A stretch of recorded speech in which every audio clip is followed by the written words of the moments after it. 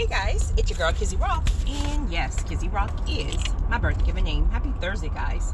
I want to say hey to all my subscribers, new as well this season. I got a word for you. Tap in. Happy Thursday, guys. Currently driving, so please bear with me with this background noise. I want to speak to you guys today about never ever being a placeholder. Never ever being a placeholder, or I like to use the term somebody's safety net, meaning they can come back to you when other things don't work out because they know you're going to always be available. So basically they can ghost you and just they know you're not going anywhere, honey. They know, like, you don't you're too stuck on them. You're never going to leave. You're never going to find anybody else. Child, where to do that at? Not the chosen ones. We will replace you tomorrow. Point blank, period. Kizzy, this is not about you. Okay, so I had a good sis, right? Don't get me in my feelings, honey. I dropped the phone. Okay, so I had a good sis. Sis, you definitely don't have to comment or call yourself out. You guys know I never call names. So she's going through a grieving process. She lost basically the most close person to her recently. So she's going through a grieving process, and then all of a sudden she met this gentleman. Somebody introduced them. I'm gonna have to hit this from a few different perspectives, if you will. This is going to be hit from never being a placeholder. This is going to be hit from, you see how the enemy can literally send you a counterfeit, a distraction during your most vulnerable times when you typically would catch red flags. How the enemy will literally use a person to break you down further, meaning you're already grieving, and then he's going to send a person to hurt you, which basically adds hurt on top of hurt. It would be great if the person that you meet would be somebody who helped you through your grieving process, who to kind of like really like just genuinely a good person, right? Someone who can consider what you're going through and look at the situation like, wow, I definitely can't add no more hurt on to this person because they're already hurting enough, right? That's what good people will do, right? So anyway, so she met this gentleman in her grieving process. Someone introduced them, and they dated for several months. In fact, it was very, very bliss. Everything was great. Everything was wonderful. He would take her out all the time. She would meet his friends, meet his families, things like that. And then I think she said in December, he decided he wanted to make it official. And while making it official, he made the announcement to all of her friends, all of his friends, and I guess all of their bowling tournament players, whatever. So upon dating, of course, you ask the general questions. Are you seeing somebody else? Do you have children? Things like that, right? The answer was no. So then someone revealed to her, and then eventually he admitted to it. I don't know, like if he just discovered all of a sudden he had a conscience, if you will, or if she brought it to his attention. I can't remember. But he basically revealed to her that he has a 6-month-old. Honey, not 6-year-old, but the 6 months. 6 months! So after she brought it to his attention, or whatever the case may be, he told her, like, he kept it from her because he didn't want her to kind of like judge him and not want to date him because of this baby, right? And so on. So shortly after, I guess they continued to see each other, but they I don't know where they were. I think they were maybe at like another bowling event or something like that. But they were somewhere on a date, and someone who knows the child's mother saw them together. Monitoring spirits. So then this person goes back and tell the child's mother that old boy has moved on. Now, mind you, he was spending lots and lots of time with my good sis. So there's a potential he was never in a relationship with this child's mother. I mean, who knows? He could have been still sleeping with her or whatever the case may be. But let me just tell you, woman, you guys know we can be catty. We can, listen, we cannot even want a dude. Like, for real, we're over you. We don't even want you. Don't even look at me, sir. But let word get back to you that he's moved on. And now, this is not every woman, honey, because I could care less. Because, honey, you can have that stress, right? But some women woman will literally start back dealing with the dude just because it's that competition factor of, I don't want you, but I don't want you to move on either. Especially if she had his nose wide open. Now, if he had no feelings for this child's mother, then he would have probably continued seeing my good sis like nothing ever happened. Like everything was the same. But he ghosts my good sis. He ghosted her after this person went back and told the child's mother that he was with somebody else. I'm talking about months, a whole month. Not even man enough to conversate and communicate effectively just to keep it real, to let her know what's going on, right? Lie or no lie, but at least, come on, you know this girl is grieving already, so you're going to just add hurt on top of hurt? Honey, the way God deal with those type of people, because you're intentionally hurting somebody. That's intentional hurt. When you're keeping back things just for your own selfish gain, you're looking at a person who's grieving and who's hurting, and you yourself will be that selfish to add additional hurt to that person. Child, the way God deal with those kind of people. Because see, the chosen ones, we're not going to hurt you intentionally. Like if we hurt you, we ain't mean it. We ain't mean it, right? And we're going to take accountability, right? So she asked me what I thought, right? There were some other things that she said. She asked me what I thought. So my first question to her was, did you guys become intimate? Listen, my church folks, like, I get it. I get it. I get it. I get it, right? Please, right? Everybody wait till you're married to have sex. I get it, my church folks, but I'm responding to an email. This is the real world. Just point blank period. Just point blank period. Please don't email me. So I asked her, because all of a sudden he decided to make it official, right? He made it official. Like I said, he announced to everybody they're not official. So I was asking her, were they intimate prior to this announcement or after the announcement? Because I was trying to see if he all of a sudden made it official just to, you know what I mean?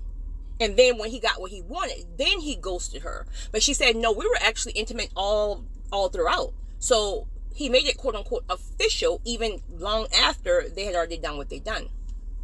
So, okay, that's what I was trying to discover. Because, I mean, listen, you got some dudes out here who want to put that pressure on just until you feel me? Now, but if you a solid chick, honey, he ain't going nowhere. Before or after, point blank period. Straight stalker, point blank period. Okay, Kizzy. So,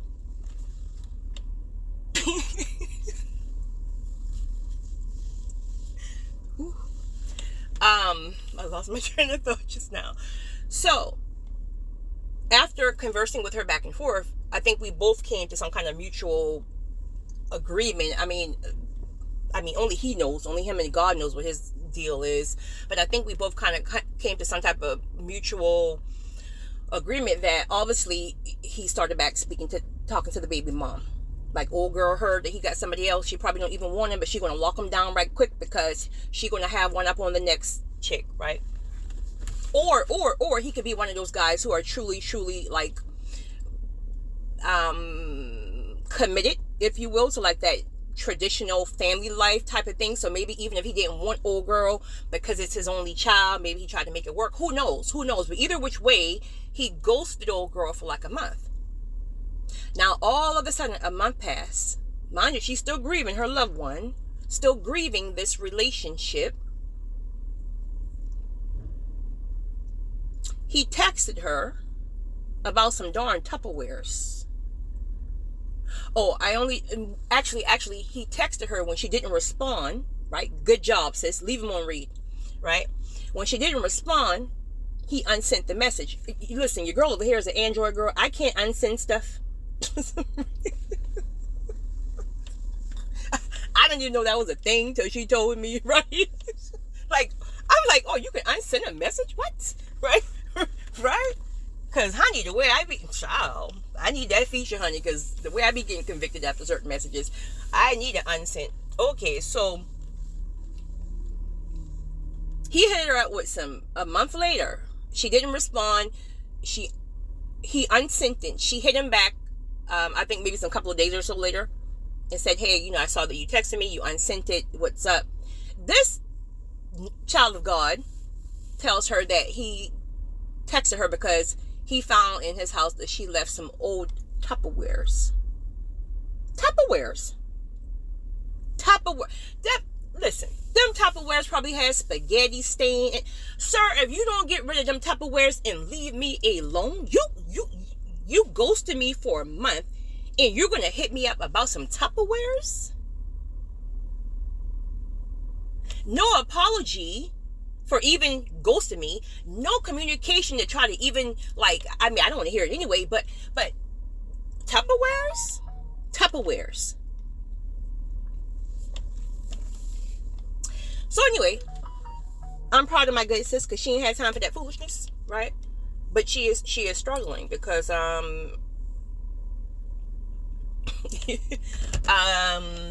she is struggling because, for one, she's still in the grieving process, right, from her loved one. She's still in the grieving process of this nutcase that ghosted her and playing with her emotions and playing with her feelings. And she's trying to decipher. Well, she's not trying to decipher anything. I'm really proud of her because I can tell in her stance that she knows who she is, right? Don't play with me, sir, right? She knows who she is, but it's still that struggle. It's still that struggle. So this is where I want to hit it from. Okay. When we are down, let it be grieving or other things is going on in our lives. When we're in a down season, that is the time that, one of the times that the enemy is literally going to send you a counterfeit, going to send you somebody who is literally sent by him to destroy your life by adding more hurt and more pain. Because remember, the more stuff that he piles on top of us, grief, heartbreak, this, job loss, all that stuff back to back, the more he piles it on you, right, the harder the hit. He's trying to break you. This is why he's sending you people in your most vulnerable times. When you're vulnerable, you miss the red flags. Or even if you see the red flags, you ignore them. Because it's nowhere in the world I discover a lie that you had a 6-month-old and I will continue to see you. If you lie about something like that, I can't trust nothing you say. So when you discover a person have lied from cheating, lie about a child, a child? How you lie about your child, right? Lie about this, lie about that. We're speaking about petty lies. We're not speaking about petty lies. So that right there, once you discover a person have lied to you right there, that's an immediate cutoff because now I can't trust nothing you say. How do you want me to trust anything you say after that when you have blatantly looked me in my eyes and lied? You ain't lie over the phone. You look me in my eyes and lie. And you want me to trust anything you say after that? Okay. At that point, it's still new. A few months in, we're still new, right? We're not speaking about 2 and 3 years when you already like really invested certain things. 2 and 3 years, that's enough time to take that little heartbreak really quickly and walk off before it gets more and more invested. Because see, when you stay and you keep investing time, investing energy, and investing, that's when we develop these soul ties that take years to break. But if we keep our discernment open and we use our wisdom and ask God for strength to walk away in these early times, then even though it's hard, it's not as difficult when you got years involved invested into a person. Couple of months, bro, you got to go. You got to go, bro. Like, seriously. If you a couple of months and you already slipping, a couple of months, everything should be new and fresh and exciting and like honeymoon stages. But you're tripping in a couple of months. Oh, you got to go. But when we're broken, we're not strong enough to do that many a times. Because here's another thing, another perspective. That new excitement, right? All of those date nights, all that, like those emotions, that happiness, that's distracting you from sitting in the pain of that grief. So a lot of times we don't realize what's happening is the reason why you're falling so hard for the person is really because they're soothing that grief. This is why a lot of the times God requires us to sit in our pain first. If there's a season of grief or a season of mourning, a season of just a traumatic life experience, a lot of the times God wants us to sit in those seasons and heal solely. Because he already know we're not thinking spiritually, even logically, right? He already know we're going to miss the mark. He already know the enemy is going to send somebody in there to try to damage us even further. So it's like sit in this healing season first, right? Let's go to counseling. Let's go to grief therapy. Let's go to whatever.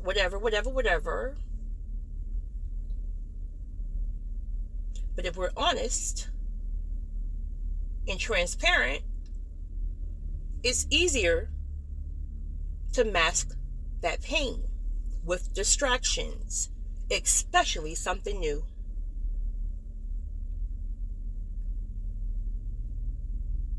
All right.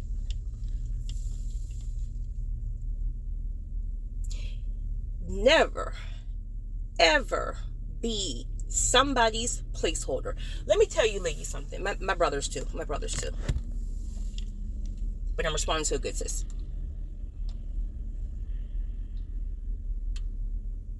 People know where you stand in their lives. People know who they can play with and who they can't play with. People know exactly where they got you. People know if you're still struggling with self-esteem and confidence. People know when you ain't going nowhere. Just gonna keep it real. They know when you're not going anywhere. So you have people who will literally use you as a placeholder while they sit here and they search for their wives or their husband, knowing that you're not the one, but they know you ain't going nowhere. Instead, they like everything that you provide. You cook, you clean, good sex, this, that, and the third. But he know all along you really ain't the one, right? Man or woman, man, because woman too. Let's keep it real here. And then they go on and do what they want to do. And all of a sudden, when things don't work out, peep this, right? Once old girl got him back, she never wanted him to begin with. She only wanted to prove a point, right? Some of you dudes who got these, see, personally, I don't got kids, so I can have that on my list, right? It's not a necessity, if you will. I've dated guys with children, but them kids got to be grown or none at all, because I ain't got time for that foolishness. 6 months. Anything under 10, that's too young, actually. If they ain't 75 years old, I ain't got time.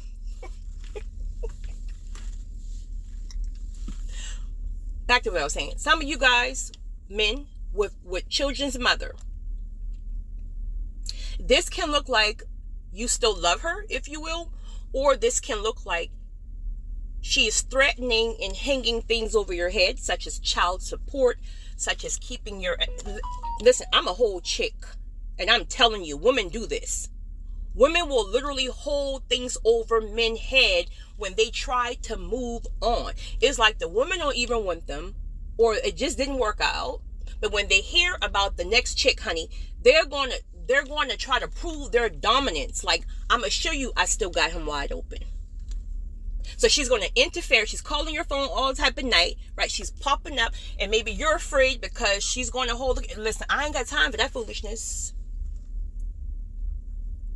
Men, you have rights. I don't even know where I'm going here. Somebody got to be... Men, you have rights, right? That's... Don't ever let anybody hold anything over your head. If you're going to take yourself to court to get your rights, never ever allow somebody to hang something over your head, because some of these chicks done move on themselves and still trying to play up in this man's household. Child, please. Find somebody else to do it. Find somebody else to do it, sir.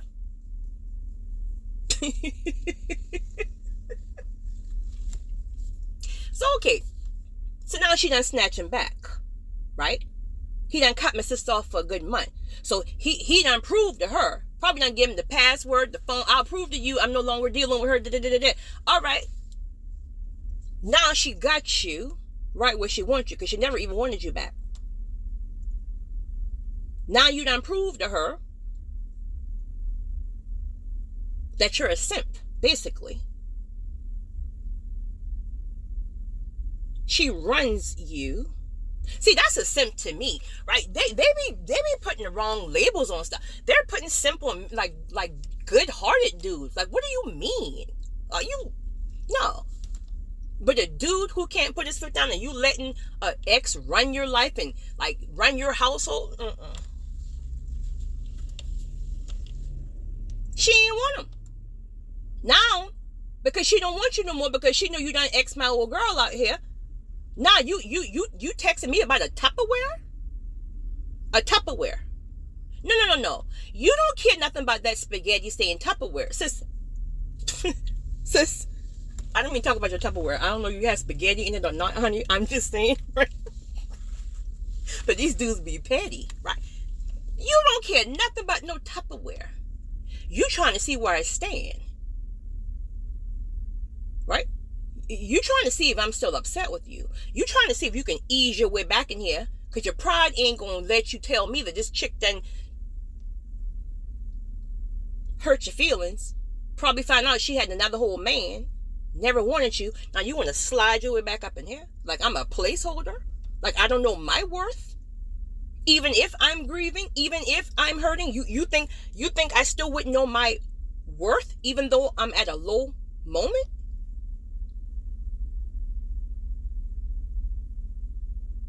Chosen ones demand their respect. We don't play that. First of all, you ghost me one day. You better be ghosting until Jesus come home, much less a month, right? And it's fine. People can ghost you. It is what it is. Like, I mean, we're human. Everybody got their own stuff going on. Okay, fine. Ghost. Go ghost, right? Just don't come back. That's all. Just don't come back. But the fact that you can text me like nothing never happened, like nothing never happened. My good sisters and my brothers, stand on business. Stand on your worth. You are a chosen one. You are rare. You are top notch. You check all the boxes. So you're never to be in competition with the average person.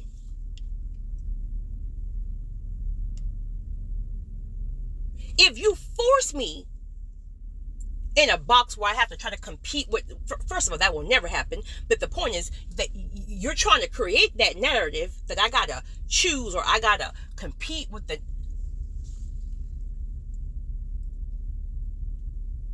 For real? For real? Do you know who we are? Do you know who we are? In the little season, we got to remind ourselves, let's keep it real. But do you know who we are? A chosen person will leave you on sight and replace you in the next second because there's too many of them waiting on you to slip anyway. There's too many of them knowing how rare you are. There's too many of them, if you give them the chance, they're going to lock it down on sight. And you think we're going to be a placeholder? You think we're going to compete with the next chick or the next dude? Do you know who we are? Do you know what we carry? You knew. That's what attracted you to us. But you couldn't stay because we're too much for you. More than enough for you. And because you question your own worth, that's why you burn us. Because any other chosen person, any other real man, any other real woman, no. This right here, you don't mess up. You lock this down for life. You fool. You child of God. Child of God. My good sis.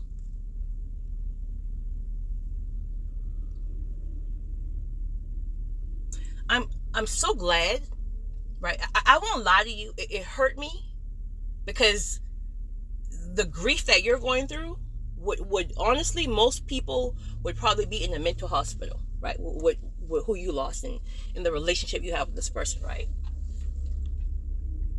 So to know that someone would be heartless enough to not think about in advance adding more hurt to your grief looking you in your eyes, knowing you're hurting, knowing you're grieving, intentionally lie to you, not thinking about what's going to happen when you find out, when you're already grieving. That hurts me, because we would never, a chosen one would never, we will shut our life down if we know you're grieving. We're going to do everything in our power to be supportive and not to add any more hurt to you. We're too busy trying to soothe your hurt, and they're too busy trying to add to our hurt. You see how rare we are? This is why we got to be so guarded about the people we allow into our lives. Again, accountability. Accountability. Because there's a great chance that God told us to sit still. Don't open any doors right now. You're grieving. This ain't even the person I even told you anyway. It just looks good because Satan's sending something all flashy and whatever, because he knows you're grieving. Accountability. Accountability. It just felt good. It helped distracted my mind. Accountability.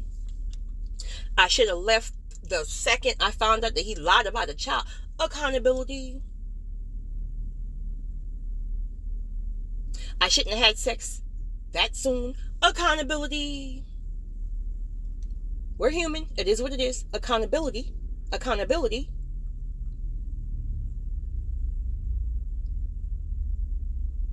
Now you work on forgive and release. The truth of the matter is, I would work, because listen, for some people, for definitely for me, forgiveness is a process. I wouldn't even work on forgiveness right now. I would work on my grieving process. I'm not even thinking about this nutcase, right? I'll work on my grieving process first.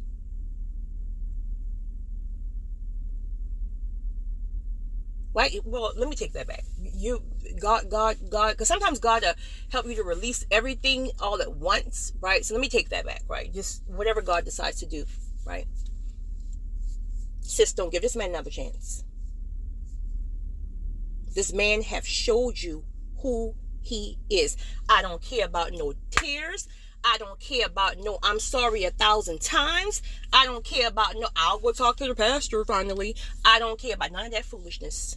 Do not take this man back. This man have showed you his character. He lied and said he didn't have a child. He looked you in your face and lied. Child or no child, or lie or no lie. He looked you in your, if a person can look you in your face and have a straight face and lie,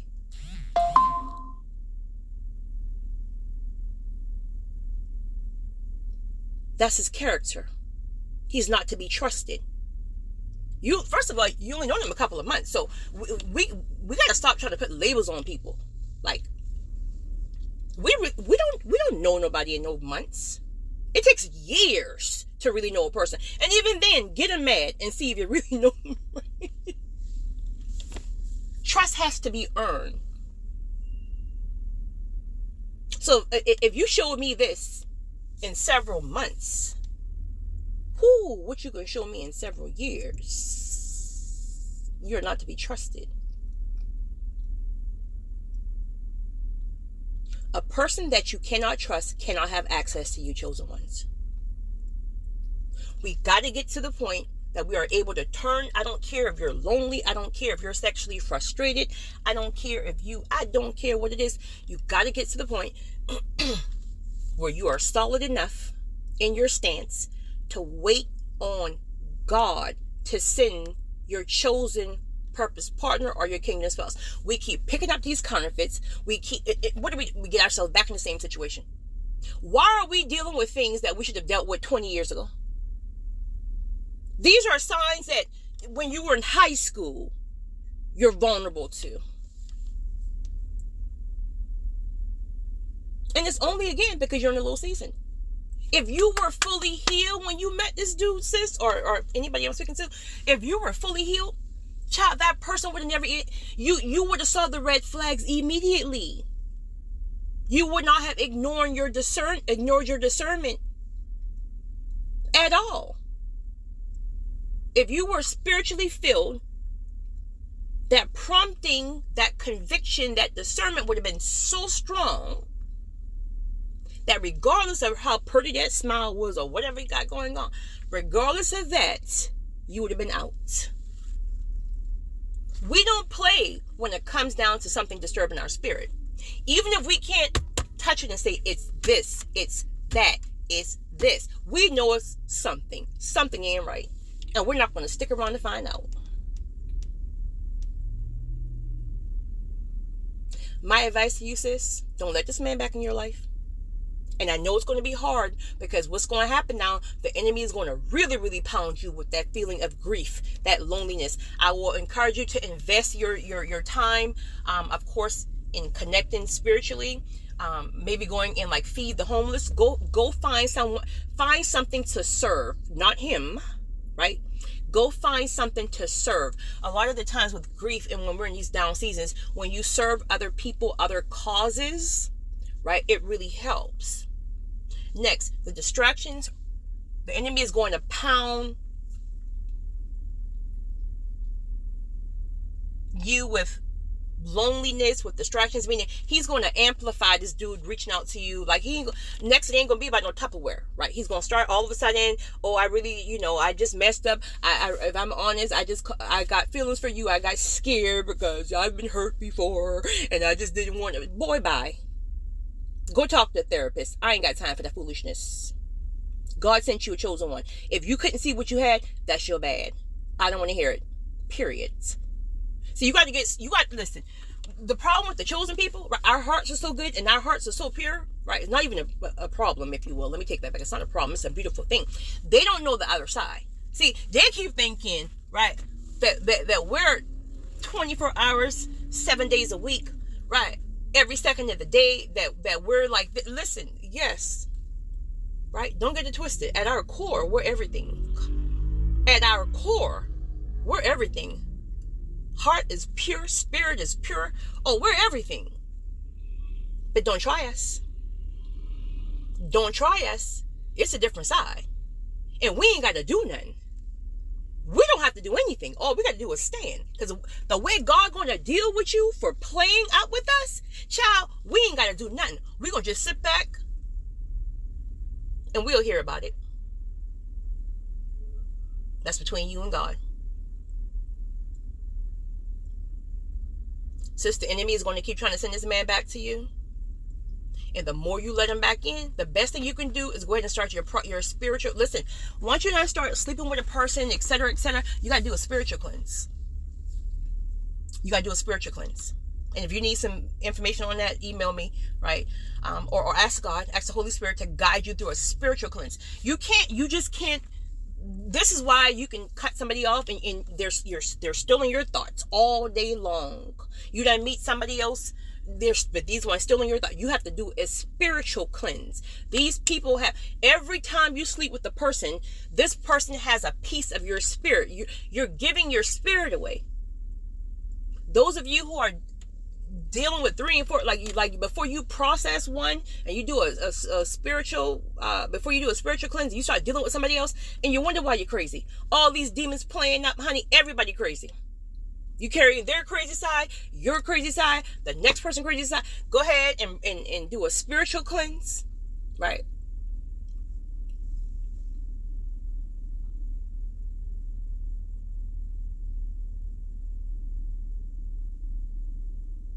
Allow God to help you to release this thing, but it's going to have to be obedience over emotion. I'm just going to keep it real, as always. Obedience over emotions. Your emotions are going to want to go back. And it's not even so much that he's such a great dude, if you will. This is really more. Listen, if you take the grieving process out, let's just say you didn't experience what you. Listen, it would have been nothing for you to cut this dude off once you find out he played with you. So it's not even about him per se. He ain't that cute. I don't know. In general, he ain't that cute, boo. It's not about him. There's dudes that you can think about that's 30 times better than him, but you can't leave him alone because you already messed around and got a soul tie just that quick. Gotta do a soul cleanse. Gotta break that thing. Break it in the spiritual realm. It's going to take some work on your part. Whatever God tell you to do, you gotta do it. Whatever God tell you to do, you got to do it.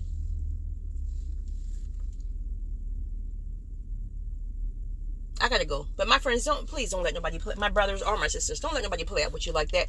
Listen, we're too rare for that. We know what we carry. We know we got choices. Let them people go and bump their heads. Release them. Release them back into the wild. Let the world drag them. Let every dude they meet drag them. Use them for everything they got. Let every chick he meets drag him. Rob him. Take him for every sin he got. Then discard him when he ain't got nothing. Let him get dragged. Let the world drag people. Sometimes this is when people, sometimes sadly, this is when people realize what they had. A lot of the times, sometimes people realize they got when they got it, right? Sometimes they just think you ain't going nowhere, but they realize what it is, right? Then when you leave, they want to play catch up. Child, your time is up. Goodbye, right? But then there's others that they truly won't even realize how great you were until you have removed all access. Then they have this aha moment, but it's too late. We don't chase, we attract, and we sure are no safety nets or placeholders. It's your girl, Kizzy Rock.